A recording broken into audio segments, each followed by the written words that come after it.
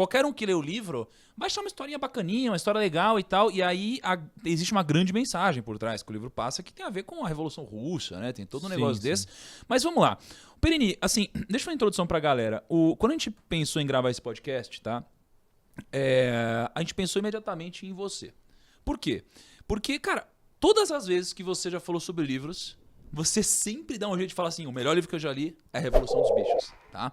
Então eu queria começar, te abrindo isso aqui pra você falar pros meninos, por que você acha, e você gosta tanto desse livro, assim? Por que você é o seu favorito? É o meu livro favorito porque eu li quando ainda era criança. Eu não tinha nem ideia do que era socialismo, comunismo, capitalismo, mas eu lembro que eu fiquei muito impressionado com a história, com vários trechos do livro, e eu achei de uma simplicidade muito grande.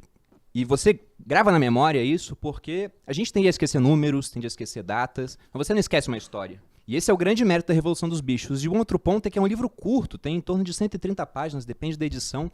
Então dá para ler isso aqui em 1 dia, 2 dias, se a pessoa quiser demorar um pouquinho mais, né? Não tiver tanto tempo para ler. Mas você lê rapidamente, ele é de fácil compreensão, então acho que esse é o mérito do gênio, né?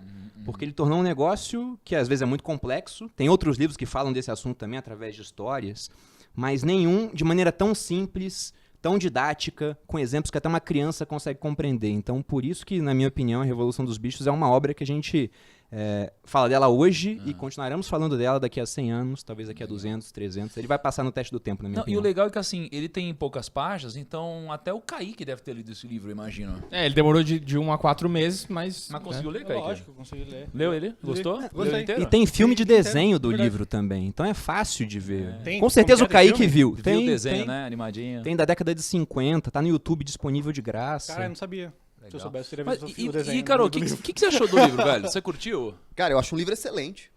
O Orwell, como Hemingway, por exemplo, eles foram esses tipos de escritores que viveram o terror da guerra.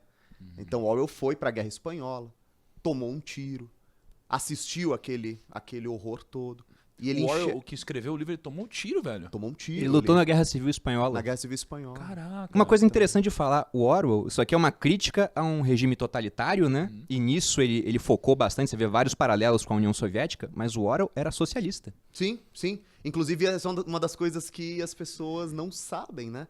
E, inclusive, o nome dele não era George Orwell. Era, se não me engano, Eric Arthur Blair, né? Isso. E Porque na época, se soltasse com o nome dele, a galera ia pegar ele, né? eu não sei se foi uma preferência de estilo ou pra proteção do próprio nome.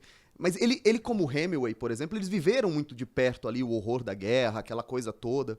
E ele tinha uma posição como escritor de escrever aquilo que as pessoas não queriam que fosse publicado. Ele era um grande crítico.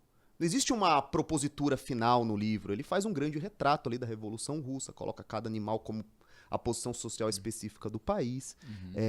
E com muita inteligência. Legal. E quem resume o livro pra no final, como se fosse uma ode à liberdade absoluta, o final dele não é tão otimista assim, porque talvez você substitua um processo revolucionário por um processo contra-revolucionário infinito. Não, Ad tem eterno. um personagem que mostra bem isso, que é o meu favorito no livro, né?